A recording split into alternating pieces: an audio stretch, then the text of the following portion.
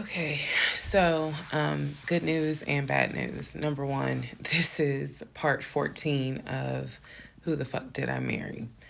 Bad news, this is going to be the last post for the night. And the reason why, good news, tomorrow's my birthday. So I'm just going to make this video, post it, and then I will pick back up probably Friday because honestly, I truly want to enjoy my birthday tomorrow. I just want to enjoy my birthday.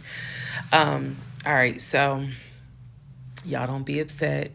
Just if anything, watch parts 1 through 14, then we'll be ready for part 15.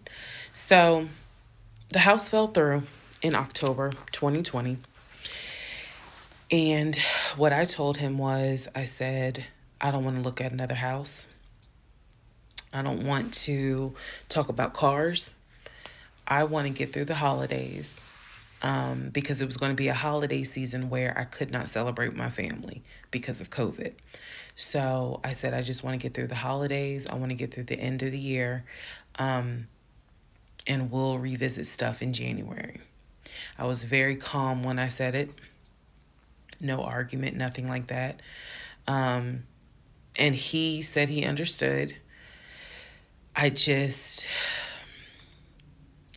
lot of what fueled me staying in this situation really was the fact that number one, I didn't want to be alone. Number two, I didn't want to look stupid by having the relationship end so quickly for everyone to be like, we told you something was up. And number three, I was ready to get married. And that ready to get married fueled a lot of stuff. And again, I was still making my audio diaries. So listening back to it, I knew something was wrong. I admit that. I knew something was wrong. But what I thought it was, truthfully, was like, why does it seem like there's always something? Like, why can't we just go ahead and get the house?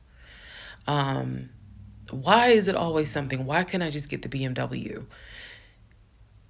It still didn't dawn on me how deep the something went. And for the people who keep asking, I'm going in order of events. So yes, there will be a video where I explain how everything came out and what came out, what was true, what was not true. It's coming. I'm just getting all of this out in order. So I told him I didn't want to look at a house no more. I don't want to talk about houses. Do not mention the word Zillow. Do not mention the word realtor. Nothing. Let me just get through the holidays. And for myself, the question was, what do you want to do? You want to stay with him? Or do you want to cut your losses? And the part that kept me constantly second guessing myself was, what if he's not lying? What if he's not lying? Literally the conversation I had with myself was, there's no way he is lying about having money. You saw the paper from Chase. They don't just approve $750,000 for a mortgage for anybody. I've seen his checking account. You see how much money's in his available checking. Like I don't think he's lying. I don't think he's lying about that. But what is it? Is it that he doesn't trust me? Like, I second guess myself so much. Is it that he doesn't trust me? Is it that maybe he doesn't really want to get married? Like, what is it? Because I know what I saw. I know what I heard.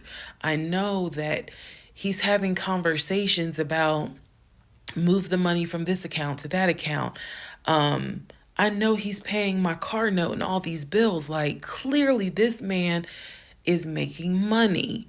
I know that I saw the letter from HR that states his new salary is 200 and something thousand. And I remember thinking, like, God, what, like, what am I missing? I'm missing something. But what is it? Because I know what I've seen. I know what I have touched. I have physically touched these papers. Like, I know how to read. So what is it that I am missing? He's close to his family. He talks to them all the time. He's just a regular guy that just likes to watch NFL football. He leaves me alone when I want to watch Georgia football. He's paying the bills, groceries. I haven't had to worry financially since I've met him. And as a woman who had lived on her own, paying her own bills, my God, that is the most intoxicating feeling when you meet a guy who just takes your stress and your worry away financially. But the downside is he took away the stress and the worry financially away and instead brought a mental fuck job I've never in my life had experienced. And I could not put my finger on it. I couldn't really talk to anybody about it because I'm a big believer in what happens at home stays at home. So I didn't talk to my girlfriends about it. I didn't talk to my family about it. But I just remember being like, what am I missing? What am I missing? So we did not talk about houses. We did not look at cars. We didn't do any of that for November, December. And he came to me like around Thanksgiving, and what I thought was a very open, loving conversation. And in that conversation, he was like, okay, I know I have fucked up.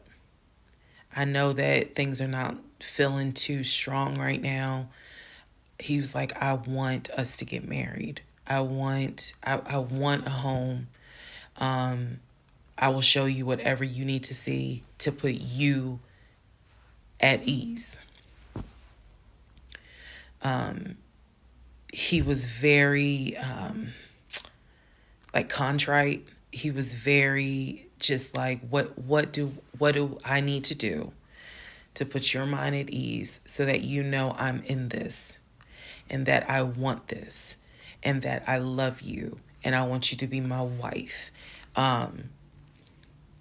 So I was like, show me your accounts. He showed me his checking.